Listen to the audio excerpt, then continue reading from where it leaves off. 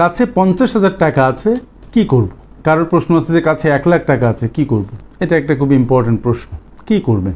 কাজ করেন, টাকাগুলো সব পকেটে নেন, ওয়েস্টিন বা রেডিসনে ঢুকেন, ঢুকে যা খেতে ইচ্ছে করে তাই খান, খেয়ে বাসায় চলে আসেন, টাকা শেষ। এটা হলে সবাই খুব খুশি। আমাকে অনেকে প্রশ্ন করেছেন যে আসলে এই টাকাটা আমার কাছে আছে, আমি কি করব? আজকে আমরা এই প্রশ্নটা নিয়ে একটু আলোচনা করি। কেউ বলবে যে টাকাটা ব্যাংকে রেখে দেন, কেউ বলবে যে টাকা কিছু ব্যাংকে রাখেন, কিছু টাকা শেয়ার মার্কেটে বিনিয়োগ করেন, কেউ বলবে জিনিসপত্রের যা দাম, ব্যাংকে টাকা রেখে কি হবে, এটা বালিশের তলায় রেখে দেন। এরকম অনেক আলোচনা আসবে। আজকে এই ব্যাপারে আমার পরামর্শ হবে একটু ব্যতিক্রমধর্মী। সুপ্রিয় শ্রোতা, ফিনফ্যাক্টসের আজকের ভিডিওতে আপনাদের স্বাগত জানাচ্ছি। আপনারা যারা আমার সাথে নতুন, তারা চ্যানেলটিকে সাবস্ক্রাইব করে পাশে থাকা বেল আইকন প্রেস করে আমাদের আপলোড করা প্রত্যেকটি ভিডিও প্রাপ্তি নিশ্চিত করুন। চলুন যাওয়া যাক মূল আলোচনায়। টাকার কিন্তু একটা দারুণ কামড় আছে। টাকার এই কামড় সবাই সহ্য করতে পারে না। খুব আনন্দের একটা ঘটনা ঘটেছে, টাকা পকেটে নিয়ে চললাম নাম করা কোনো রেস্টুরেন্টে, বন্ধুবান্ধব নিয়ে খেয়ে শেষ করে ফেললাম। খুব মন খারাপ, গেলাম কোথাও যে একটা সুন্দর শার্ট প্যান্ট কিনলাম, কিনে বাসায় চলে আসলাম, দামি ব্র্যান্ডেড শার্ট প্যান্ট। মন খারাপ, একটা সুন্দর গগলস কিনে নিয়ে আসলাম। তার মানে টাকা যদি পকেটে থাকে তাহলে এর একটা কামড়, আমি যেটা বলছিলাম, এই কামড় সহ্য করা কিন্তু খুব টাফ।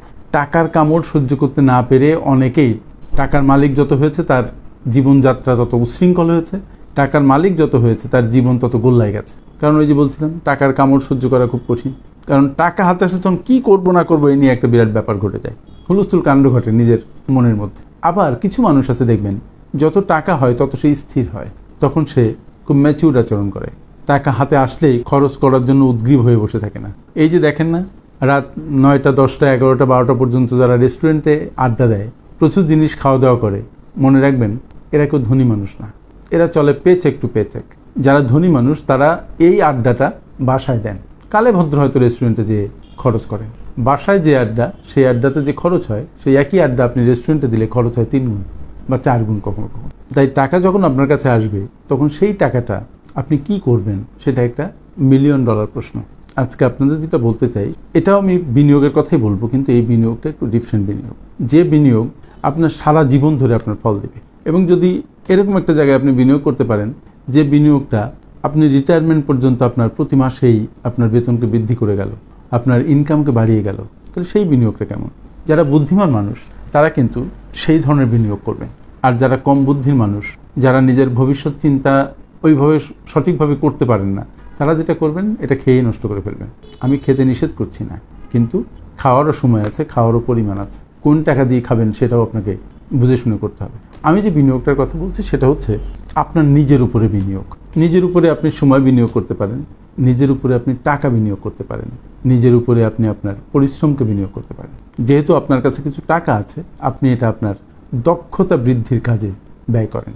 যেমন ধরেন, আপনি কম্পিউটার চালাতে পারেন, কিন্তু আপনি গ্রাফিক ডিজাইনিং জানেন না, আপনি একটা ওয়েবসাইট ডেভেলপ করতে পারেন না, আপনি কন্টেন্ট লিখতে পারেন না, আপনি ফটোশপে কাজ করতে পারেন না, আপনি ভিডিও এডিট করতে পারেন না। অনেকগুলো গুণের কথা বললাম। প্রত্যেকটা গুণ আপনার ভিতরে ঢুকবে এবং আপনার দক্ষতা বেড়ে যাবে, আপনার প্রোডাক্টিভিটি বেড়ে যাবে। আপনি যে কাজেই নিজেকে নিয়োজিত করবেন সেই কাজে আপনি ভালো করবেন। এক একটা দক্ষতা আপনার গায়ে এক একটা নতুন পালক যুক্ত করবে। আপনি যদি ভিডিও এডিটিং পারেন, আপনি প্রচুর আউটসোর্সিংয়ের কাজ পাবেন। আপনি যদি ভালো কন্টেন্ট লিখতে পারেন, আপনি প্রচুর আউটসোর্সিংয়ের কাজ পাবেন। আপনি যদি ওয়েব ডেভেলপ করতে পারেন, বাংলাদেশে এখন প্রচুর ওয়েব ডেভেলপমেন্টের কাজ, আপনি সেই কাজে নিজেকে শরিক করতে পারবেন। সারা ওয়ার্ল্ডের কাজ আপনি করতে পারবেন। আপনি যদি ফটোশপে কাজ করতে পারেন, গ্রাফিক ডিজাইনে আপনি জানেন, তাহলে আপনি অনেক ডিজাইনের কাজ করতে পারবেন। তাহলে আপনি আগে ছিলেন হয়তো একটা বা দুটো দক্ষতা সম্পন্ন মানুষ। আপনার কাছে যে টাকা আছে, এই টাকা যদি ব্যয় করে কোনো কোর্সে আপনি ভর্তি হন, তাহলে দেখবেন যে আরও নতুন নতুন স্কিল আপনার সাথে যুক্ত হচ্ছে। নতুন নতুন স্কিল যুক্ত হচ্ছে মানে টাকা ইনকামের নতুন নতুন সুযোগ আপনার সাথে যুক্ত হচ্ছে। যেমন এআই, আর্টিফিশিয়াল ইন্টেলিজেন্স, এখন দুর্দান্ত সময় এআইয়ের। প্রত্যেকটা প্রতিষ্ঠান এআইকে ব্যবহার করার চেষ্টা করছে এবং বড় বড় প্রতিষ্ঠানগুলো প্রত্যেকেই এআইকে ব্যবহার করছে। সুতরাং এআই রিলেটেড জবের ক্ষেত্র তৈরি হয়েছে। আপনি নিজেকে দক্ষ করে তুলুন এআইতে, আপনি নিজেকে এমনভাবে দক্ষতা সম্পন্ন করে তুলুন, বারবার রিপিটেডলি আপনি কাজ করতে থাকুন, দেখবেন যে আপনার এমন একটা জায়গা তৈরি হবে যে টাকা কোনো সমস্যা হবে না। এখন আপনি 50,000 টাকা খরচ করবেন না, এটা আপনার 50 লাখ হয়ে ধরা দিবে আপনার কাছে। সুতরাং যে অল্প টাকা আপনার কাছে আছে, এটা খেয়ে কোনো কিছু কিনে নষ্ট না করে আপনার দক্ষতা বৃদ্ধিতে আপনি ব্যয় করেন। আপনি জানেন যে আপনার কোন দিকে কাজ করতে ভালো লাগে, যে কাজ করতে আপনার ভালো লাগে, যদি সেই কাজ আপনি শেখেন, তাহলে কিন্তু আপনার সম্ভাবনা আকাশব্যাপী। তাহলে আপনি সেই কাজ যখন করবেন আপনার সমস্ত হৃদয় ঢেলে দিয়ে কাজটা করতে পারবেন। ফলে আর কোনো কথা নয়, আর সময় ক্ষেপণ না। যে 50,000 বা 30,000 বা 40,000 যে টাকায় আপনার কাছে আছে, এই টাকাটা আপনি শেয়ার মার্কেটে বিনিয়োগ করার এখন দরকার নেই।